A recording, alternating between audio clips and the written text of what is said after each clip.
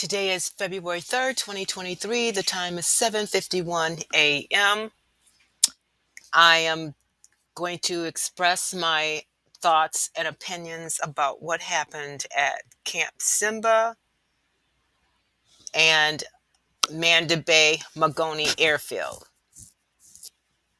This is what we're seeing right here. This is a map of Camp Simba, and this is Magoni Airfield. And what we're going to talk about is the security of Magoni Airfield. And it's my theory, and yours, you will come to agree with me, that Magoni Airfield is surrounded by a jungle on both sides. Camp Simba is surrounded by a jungle on both sides. The question becomes, how did Al-Shabaab gain access to Camp Simba and Magoni Airfield? The report, this report right here, does not give us the correct answers. It doesn't request the correct questions. How did Al-Shabaab get to Magoni Airfield and Camp Simba? How did they get to this area? This is all military. How did Al-Shabaab get here? What we know about Camp Simba, Camp Simba is fortified by nature. It is surrounded by a jungle. And at 5 a.m., it is surrounded by deep darkness. How did Al-Shabaab see in the dark? This document right here indicates the evidence demonstrates that the thick vegetation surrounding the airfield made it impossible for cooperation security location Manda Bay personnel to see the attackers. They couldn't see the attackers because it's surrounded by a jungle. And the question becomes, how did they get there? How was Al-Shabaab able to see?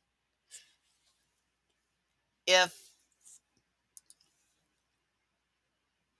the security personnel couldn't see the attackers because of the vegetation, the report is also telling us the security forces lacked offensive maneuver training and weapons qualifications at night. And what that means is they didn't know how to use their weapons at night. Why? Because they couldn't see. So you have to ask yourself the question, if the security forces could not see the attackers because of the vegetation, the evidence demonstrates that the thick vegetation surrounding the airfield made it impossible for the cooperation security location Manda Bay personnel to see the attackers. How did Al-Shabaab see? If the attackers, Al-Shabaab, penetrated this airfield walking through the jungle, how did they see? They would need artificial light. There's no way for Al-Shabaab to breach this compound without a source of artificial light.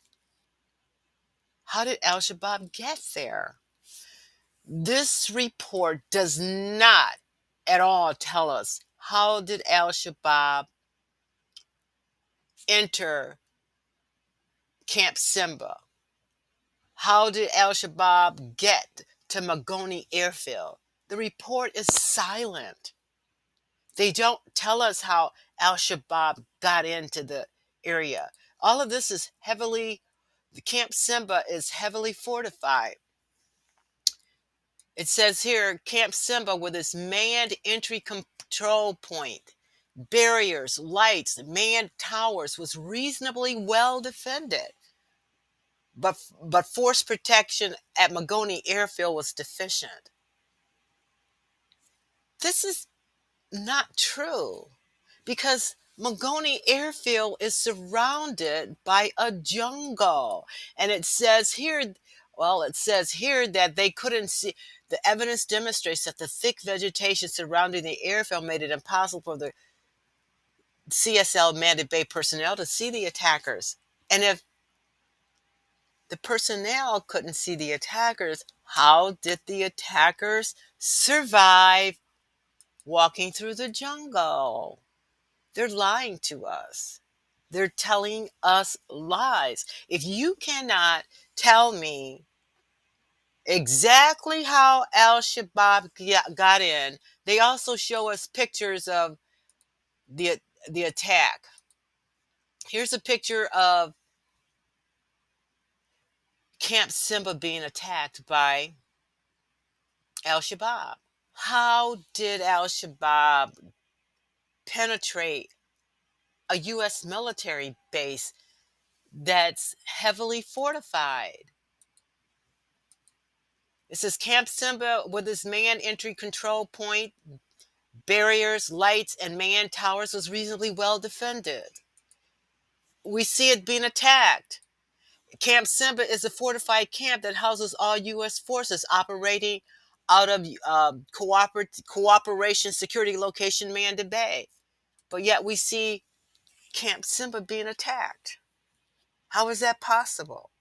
How is it possible that this report does not clearly indicate how Camp Simba was, what location, how did Al-Shabaab get to Camp Simba to fix it with indirect fires?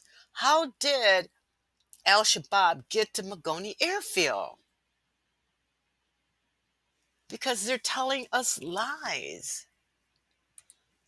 Mother, this camp is fortified. This entire area, I'm going to just draw a measurement around it. So from here to here, whoops, let's get this back over here. Let's take this up to there.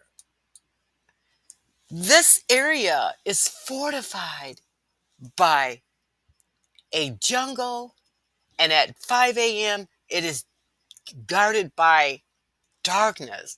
Al-Shabaab would need an artificial source of light to get to Camp Simba or to get to Magoni Airfield. Now, is it possible? It says here, the evidence supports the finding that the common air picture was unclear and there was no single authority over the aircraft operating in the combined joint operating area.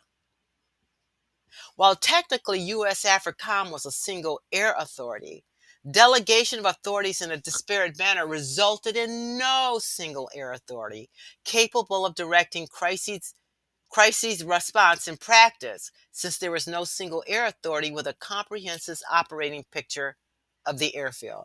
And the most important thing here is there was no single air authority with a comprehensive operating picture of the airfield.